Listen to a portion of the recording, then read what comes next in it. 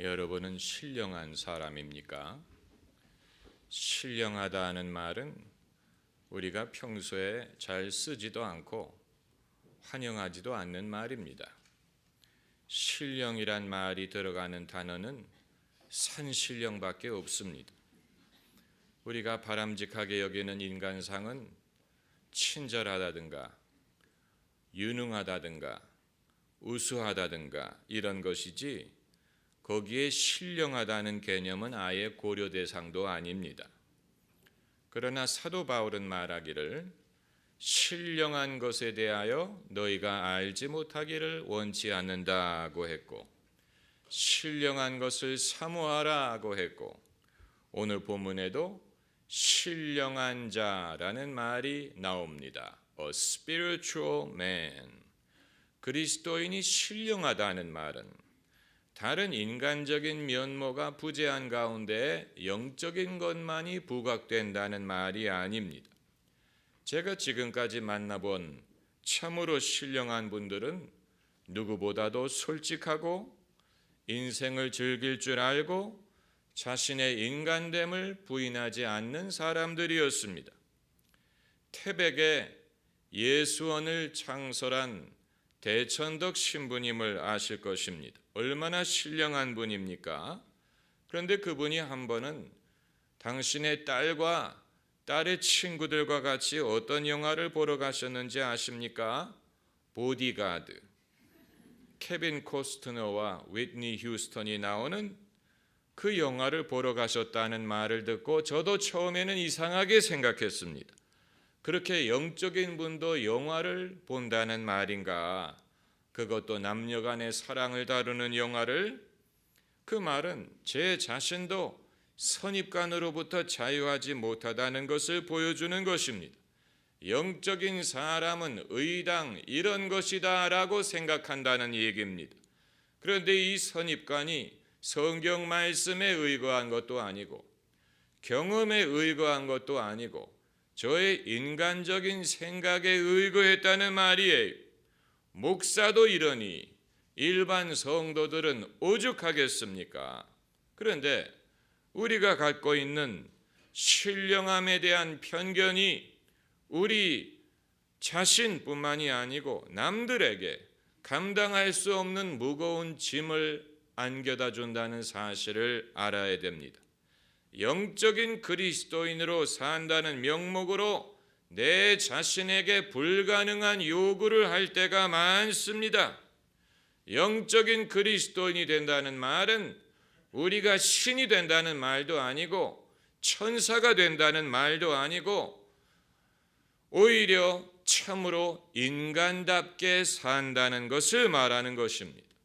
사람이 인간답게 산다는 것이 뭔지 모를 때 신령한 것을 요구하게 되면 그 사람은 100이면 100 갈등에 빠지게 되고 자신의 모순에 대하여 심각하게 고민하게 되고 오히려 믿음에서 실족할 수 있는 결과를 낳습니다.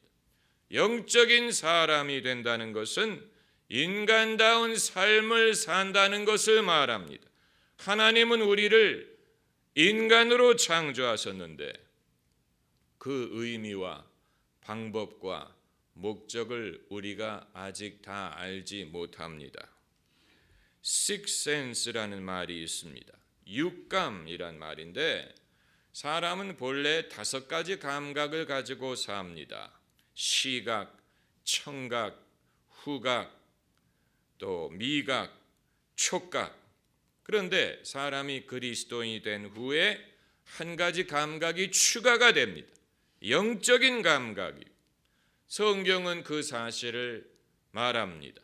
하나님의 영으로 말하는 자는 누구든지 예수를 저주할 자라 하지 않고 성령으로 아니하고는 누구든지 예수를 주시라 할 수 없느니라.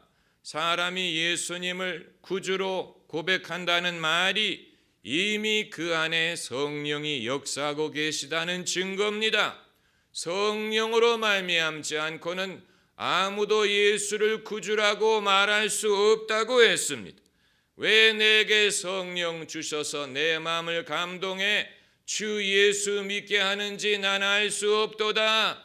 내가 구주 예수를 믿는다는 말은 이미 성령이 내 안에 역사하고 계시고 이미 성령이 나를 감동하고 계시다는 증거입니다. 우리로 하여금 예수님을 구주로 고백하게 하는 분이 성령이, 우리가 그리스도인이 되는 순간부터 성령이 우리 안에 거하기 시작합니다. 성령이 우리 안에 내재하십니다. 성령이 우리의 영과 더불어 우리가 하나님의 자녀인 것을 증거하십니다. 오늘 본문 10절에도 오직 하나님의 성령으로 이것을 우리에게 보이셨다고 했습니다. 그래서 우리 안에 계신 성령으로 인해서 이전에는 없었던, 이전에는 사용하지 않던 새로운 기능이 작동하기 시작합니다. 이전에 없었던 기능이 작동할 때는 서투르기 때문에 누구든지 실수를 할 수밖에 없습니다. 우리 안에 영적인 감각이 작동하기 시작하면 대부분의 성도들은 갈등부터 경험합니다. 우리가 그 사실을 기억하지 못할 때가 많습니다. 우리 안에 영적인 감각이 역사하기 시작하면 대부분의 사람들은 갈등으로 그것을 느낍니다. 육신의 욕심과 성령의 소욕 사이에 벌어지는 갈등입니다. 갈라디아서 5장 17절을 보면 육체의 소욕은 성령을 거스리고 성령의 소욕은 육체를 거스리나니 이 둘이 서로 대적함으로 너희의 원하는 것을 하지 못하게 함이니라. 견제하는 것이 아니고 대적한다고 했습니다. 그래서 나는 마음의 평강을 얻기 위하여 예수님을 믿었는데 어찌하여 예수님을 믿은 후에 마음의 갈등이 생기느냐? 이건 소수의 경험이 아니고 모든 사람이 경험하는 것입니다. 모든 사람이 동일하게 경험하는 것입니다. 국내 어느 여자 목사님은 결혼 주례를 하실 때에도 죄와 구원에 대한 설교를 하시는데 그분 말씀을 들어보면 맞는 지적입니다. 남자들은 음란이라든가 욕망이라든가 짐승적인 죄를 짓고 여자들은 질투라든가 시기라든가 교만 같은 죄를 짓습니다. 사람이 성별에 따라 나이에 따라 취약한 유혹이 다르지만 모든 그리스도인은 그 안에 성령의 소욕과 육신의 소욕 사이에 갈등이 존재합니다. 그런데 그런 갈등이 존재한다는 사실은 역설적으로 우리가 구원받았다는 것을 증거하는 것입니다. 구원받기 이전에는 그런 갈등이 없었기 때문에 구원받기 이전에는 육신만을 쫓아갔습니다. 그러므로 우리 안에 이런 내면의 갈등이 있다는 사실은 우리가 벌써 그리스도인이 되었다는 것을 간접적으로 증거하는 것입니다. 그것뿐만이 아니고 사람이 그리스도인이 된 후에는 대인관계에 있어서 사람을 구별하기 시작합니다. 차별한다는 말이 아닙니다. 구별한다는 것입니다. 그리스도인과 비그리스도인, 구원받은 사람과 구원받지 못한 사람, 성령을 쫓는 사람과 육신을 쫓는 사람, 우리가 하고 싶어서가 아니고 은연중에 구별하기 시작합니다. 그래서 비그리스도인과는 공유할 수 없는 부분이 있다는 사실을 느끼기 시작합니다. 아무리 친한 친구라도 예수를 믿지 않으면 내가 결코 그와 공유할 수 없는 내면적인 고민이 있습니다. 반대로 예수를 믿는 사람이라면 처음 만나는 사람이라도 뭔가 내면적으로 공유할 수 있다는 사실을 깨닫습니다. 우리가 괜히 예수 믿는 사람을 형제요 자매라고 부르는 것이 아니에요. 정말로 형제와 자매로 느끼기 때문에 그렇게 부르는 것입니다. 이전엔 사람을 그런 식으로 구별하지 않았습니다. 모든 사람의 친구가 될 수 있었습니다. 그러나 이제는 가리게 되고 꺼리게 됩니다. 복 있는 사람은 악인의 꾀를 쫓지 아니하고 죄인의 길에 서지 아니하고 오만한 자의 자리에 앉지 않는다는 성경 구절을 이해하게 되고 그렇게 살고자 하는 마음이 생깁니다. 그렇다고 사람을 심판한다는 말은 아니에요. 저 사람은 예수를 안 믿기 때문에 나쁘다 이런 식으로 심판하는 것은 아니지만 그럼에도 분별하게 되고 이전처럼 어울리기가 힘들어집니다. 그것뿐만이 아니고 사람이 그리스도인이 된 후에는 이전에 없었던 소원이 생깁니다. 뭔가 해야 될 일이 있다는 것을 느끼게 되고 그것을 하고 싶은 마음이 생깁니다. 이것은 강요에 의한 것이 아닙니다. 우리가 강요에 의하여 애국자가 될 수 없는 것처럼 강요에 의하여 가족을 사랑하는 것이 아닌 것처럼 우리가 하나님의 나라에 소속되었음을 느끼고 하나님 나라의 일을 하고 싶은 소원이 생기는 것은 누구의 강요에 의한 것이 아닙니다. 빌 클린턴은 자기가 예수 그리스도를 믿게 된 다음에 자기가 스스로 설교자에게 헌금을 보냈다 그랬어요. 이전에 하지 않던 일을 한 것입니다. 누가 강요한 것이 아니에요. 예수님을 믿고 났더니 뭔가 자기도 하나님의 나라에 기여하고 싶은 소원이 생긴 것입니다.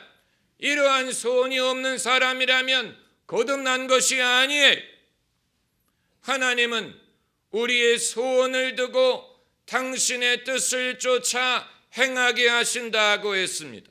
하나님의 뜻을 어떻게 알 수 있느냐?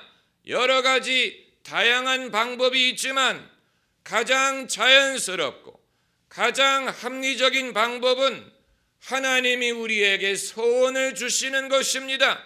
우리 안에 이전에 느끼지 못했던 거룩하고 선하고 깨끗하고 정결하고 내게도 기쁨이 되고 부모에게도 기쁨이 되고 이웃에게도 기쁨이 되고 교회에도 덕이 되고 하나님에게 영광이 될 만한 소원이 일어나게 될 때 그것이 하나님의 인도요 하나님의 뜻임을 알 수가 있는 것입니다. 하나님의 합리성, 하나님의 지혜를 여기에서 엿보는 것입니다. 하나님의 뜻을 순종한다는 말은 억지로 마지못해 벌 받을까 봐 두려운 마음으로 쫓아가는 것이 아니에요. 그것은 하나님도 기뻐하지 않습니다. 성령의 열매 중에 하나가 희락이라고 했어요. 기쁨이에요. 마지못해 하는 사람은 기쁨으로 하는 것이 아닙니다. 그렇다고 신앙인의 삶에 희생이라든가 십자가라든가 고난이 없는 것은 아니지만 그럼에도 하나님은 지혜로운 분이요 인간을 아시기 때문에 당신의 뜻을 쫓게 하실 때 우리의 마음에 소원을 주시고 자원하는 마음을 주시고 그것을 하는 것이 우리에게 평강이요 기쁨이 되게 하시고 그것을 행할 때 하나님을 느끼게 하십니다. 영화 불의 전차라는 영화를 보면 실화의 바탕을 둔 것인데 스코틀랜드 출신의 육상 선수 에릭 리델이 원래는 중국의 선교사로 가기로 했던 청년인데 육상 실력이 뛰어나서 파리 올림픽에 출전을 하게 됩니다. 그것을 그 누이 동생은 못마땅하게 생각합니다. 오빠는 선교사로 부름받은 사람이요 선교사가 되기 위하여 준비를 해야 되는데 육상 선수가 되어서 운동만 하고 있으니 이것은 하나님의 뜻에 합당하지 않다, 못마땅하게 생각합니다. 그런데 그 오빠가 너희 동생에게 말하기를 하나님은 나를 중국을 위하여 만드셨다. 그러나 하나님은 또한 나를 빠르게 만드셨다. 나는 뛸 때 하나님의 기쁨을 느낀다 라고 말했어요. 나는 뛸 때 하나님의 기쁨을 느낀다. 여러분, 우리가 무엇을 하든 그것을 할 때 하나님의 기쁨을 과연 얼마만큼 느낍니까? 하나님의 기쁨을 느낄 때가 얼마나 자주 있습니까?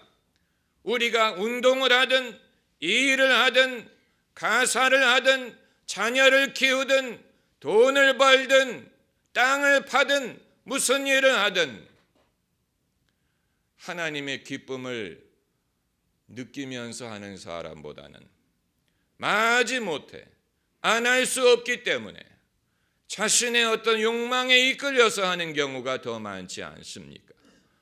사람이 신령한 사람이 되기가 힘든 것을 그런 데서 엿보는 것입니다. 신령한 사람은 육상 경기를 하면서도 하나님의 기쁨을 느낄 수 있는 사람이고, 또 자기가 어떤 일을 하든 거기에서 하나님의 기쁨을 느낄 수 있고 하나님을 경험할 수 있고 거기에서 하나님을 발견할 수 있는 사람이 신령한 사람이에요. 신령한 사람. 하나님이 우리를 위하여 예비한 모든 것은 눈으로도 보지 못하고 귀로도 듣지 못하고 마음으로도 깨닫지 못하였으나 하나님이 이 모든 것을 성령으로 보이셨느니라. 할렐루야. 성령으로 보이십니다. 하나님이 우리를 위하여 예비한 모든 것을 다른 방법으로 알 수 없습니다. 지식으로 알 수 없습니다. 책을 많이 읽는다고 알게 되는 것이 아닙니다. 육감, 우리의 육신의 감각으로 알 수 있는 것이 아닙니다. 다만 성령으로 이 모든 것을 보이셨다고 했습니다. 우리의 과제가 여기에 있습니다. 그렇다고 우리가 천사가 되는 것이 아니지만 이 땅에 살면서 인간으로 살면서 어떻게 하면 하나님이 성령으로 보이시는 것을 알 수 있을 것인가? 어떻게 성령을 쫓아 행할 수 있을 것인가?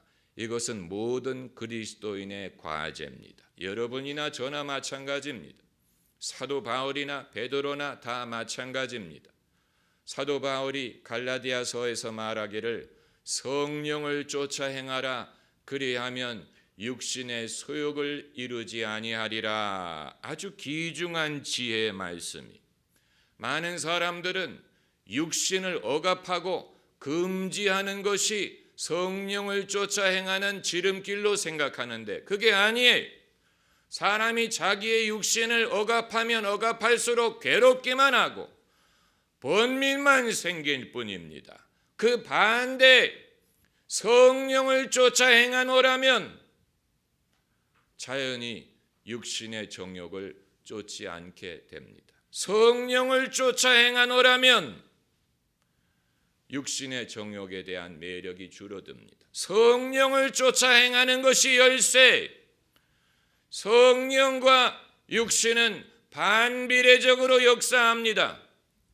그러므로 육신을 최대화할수록 성령이 위축이 되지만 성령을 극대화할수록 육신이 위축이 됩니다. 우리의 과제는 그러므로 성령을 쫓아 행하고 성령 안에서 봉사하고 성령의 충만함을 구하고 예배든 기도든 말씀이든 성령을 쫓아 행함으로써 육체 소욕이 최소화되고 줄어들고 그것을 쫓지 않는 길, 그것 이외에는 이 땅에서 그리스도인이 신령한 그리스도인으로 살 길이 없습니다. 여러분, 믿음으로 열심히 살고자 하는 사람이 외골수로 보일 때가 있지요. 그건 그럴 수밖에 없기 때문에 그런 것입니다. 외골수라도 하지 않으면 이 세상에서 신앙인으로 살기가 어렵기 때문에 그런 것입니다. 며칠 전에 어느 성도님이 저에게 기도를 부탁하셨는데, 당신의 자녀들이 유학 중인데 주일날 교회를 가려고 하지 않는다. 그러니 위에서 기도를 해달라고 부탁을 하셨습니다.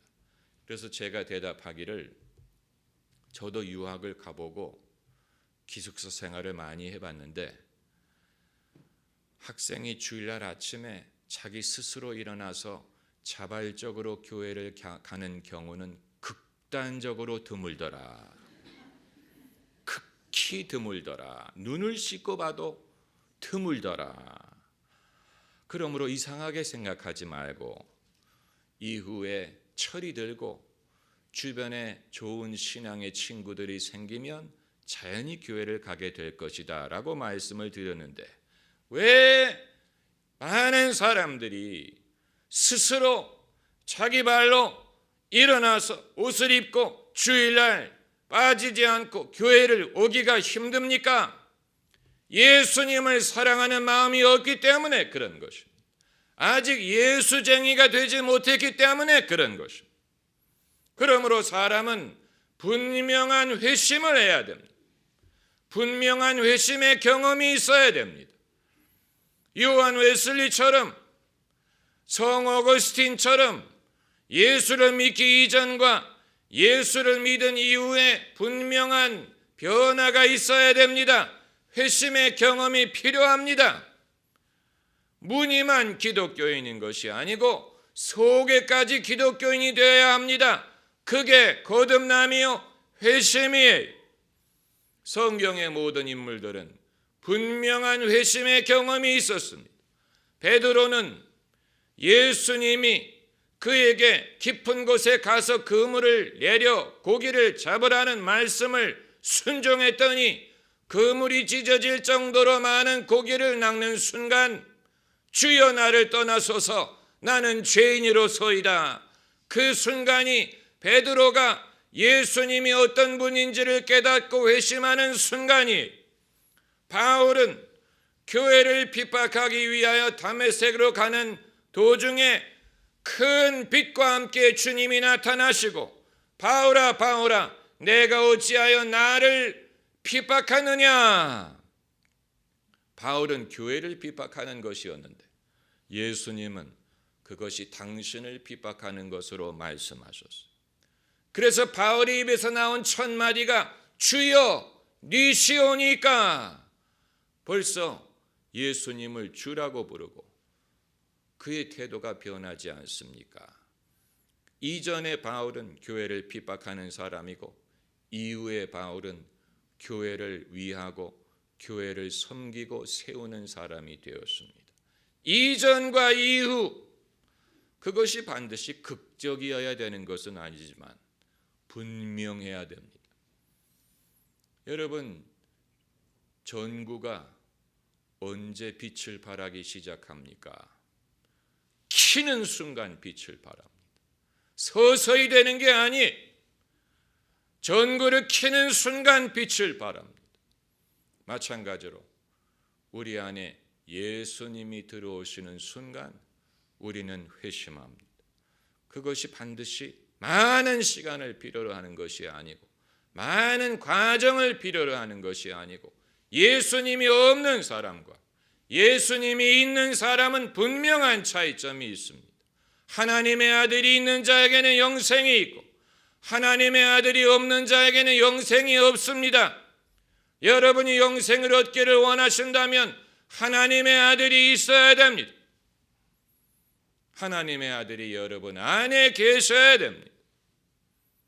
하나님의 아들이 우리 안에 들어오시면 우리가 변하여 새 사람 되고 이전에 바랬던 평강을 주 예수 내 맘에 오심, 주 예수 내 맘에 오심, 예수님이 오실 때 이 모든 천국의 보배를 함께 가지고 오실 것입니다. 기도하십시다.